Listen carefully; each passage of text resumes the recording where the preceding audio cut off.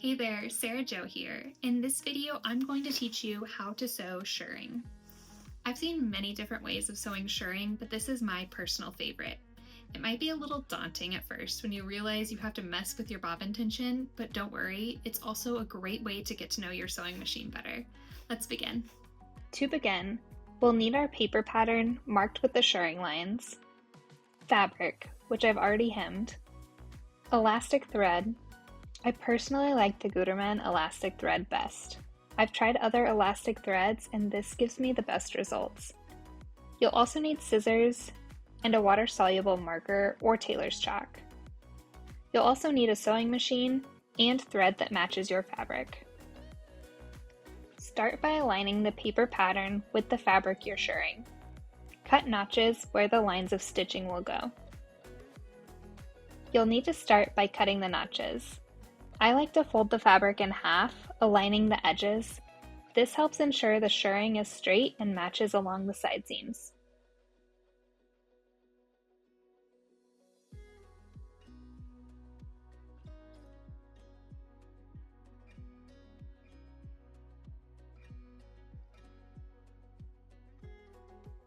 Next, align your paper pattern with the notches across from each other.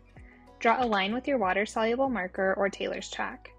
I find this is easier than using a ruler because my rulers typically aren't long enough and I have trouble keeping my lines straight.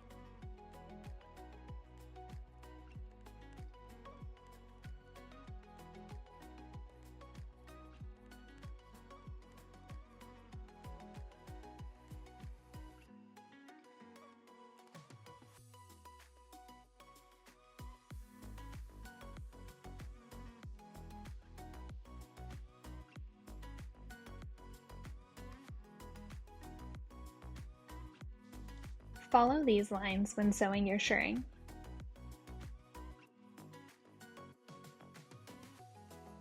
To begin, you'll need to pre-wind your bobbin with elastic thread. Ensure that you aren't stretching the elastic while winding your bobbin.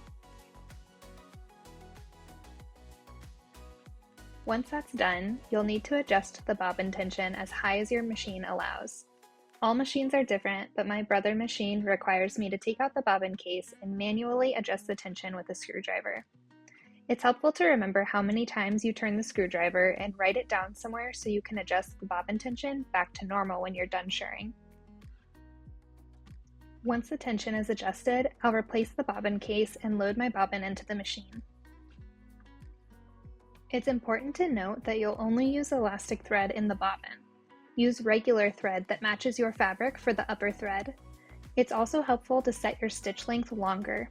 Mine is typically 2.5, but I set it to 4 out of 5 for shirring.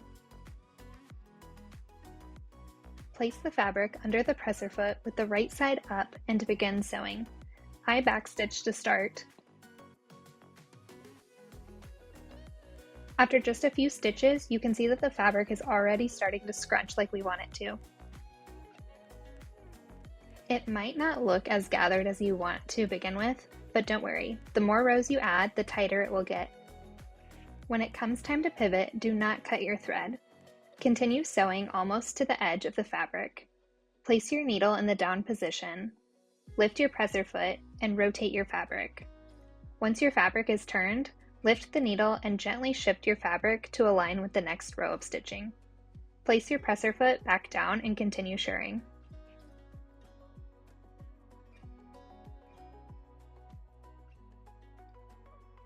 If you run out of bobbin thread while sewing, don't worry. Just rewind your bobbin and start from where you left off.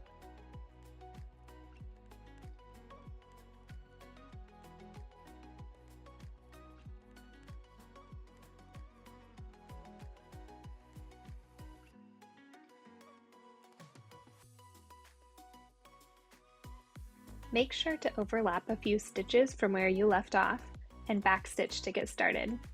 Continue sewing until you've finished your shirring.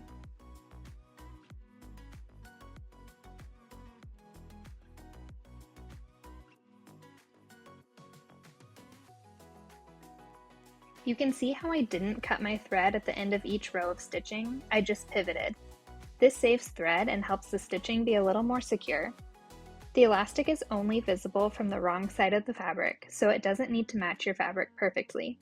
The top thread is what shows, and you'll want to match to your main fabric. Now for my favorite part, setting the shirring. Set your iron to a steam setting suitable for your fabric. Use the steam feature on your iron to steam the bodice. It will shrink the elastic and fabric and set the shirring into place. There's no need to actually touch the iron to the fabric. The steam from the iron will be enough. And that's how I sew shirring. Happy sewing!